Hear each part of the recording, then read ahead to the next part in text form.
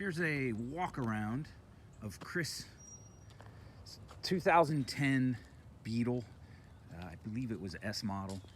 Incredible find on Copart. He bought it. It's got 30,000 miles, actually less than 30,000 miles on it. It had been hit in the rear, but was not structural damage. It was all bumper cover, fender, hatch damage. So we were able to just cut that off. He went with the Beetle lights. They have the tech-nostalgic LED wafers in them, so they're nice and bright LEDs. We did the Alpine license plate frame with the camera in it, and then the LED backup lights underneath. So that license plate frame has LEDs to light the license plate up in here, and then in the center there you can see the camera. We'll have a look at that inside. Did the tailgate handle from the Ranger side-by-side and the hinged bed floor. Did the Chevy tie downs, and of course had to notch the hinged bed floor right here on each side so it didn't catch.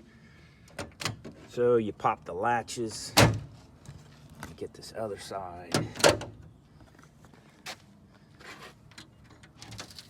So there's your spare tire access as from the factory pretty much. I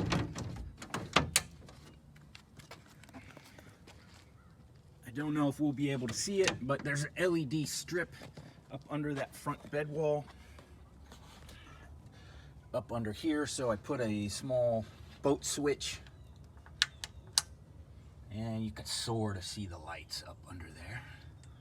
Kind of handy for loading and unloading after dark.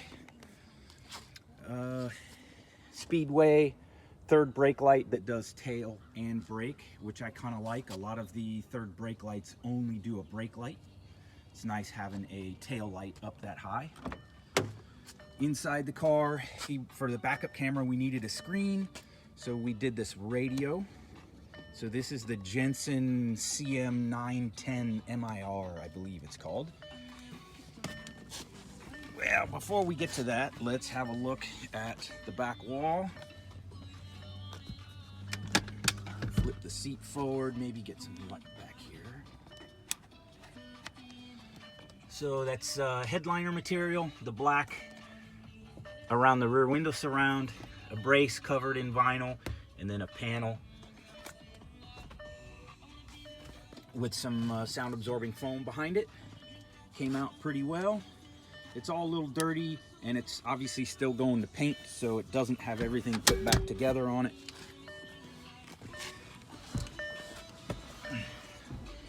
So here's the large stereo. Not for everybody. Has some drawbacks and some benefits. Hook the rear lights, you use the rear window defrost.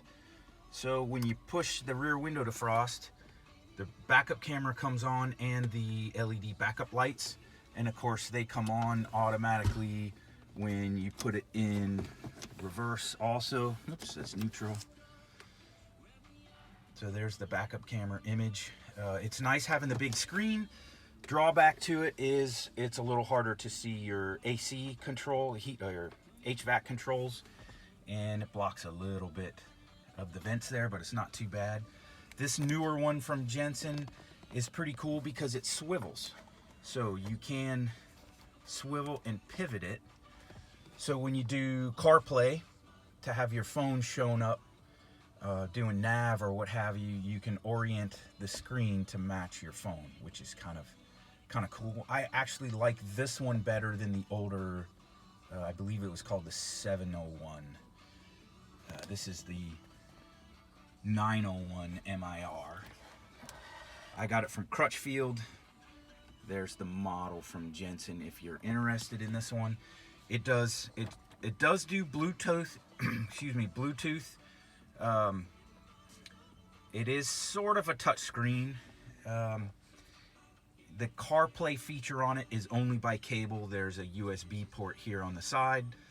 It does not do Bluetooth CarPlay. So to get your phone to display on this screen you do have to have the cable on, but it's also charging your phone at the same time, so that's kind of nice. That's most of it in the interior.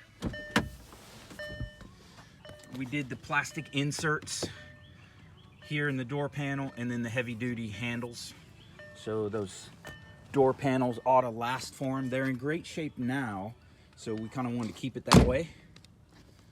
He's gonna go with the paint scheme from the Red Rock. So it's kind of a burnt orange, and he's gonna do a bunch of black accents. The plan he has is pretty cool. And then wheels and tires. And then we may do some smoked turn signals and such to kind of dress it up. But that's Chris V's 2010 Beetle. It's looking pretty cool. Shipping out today.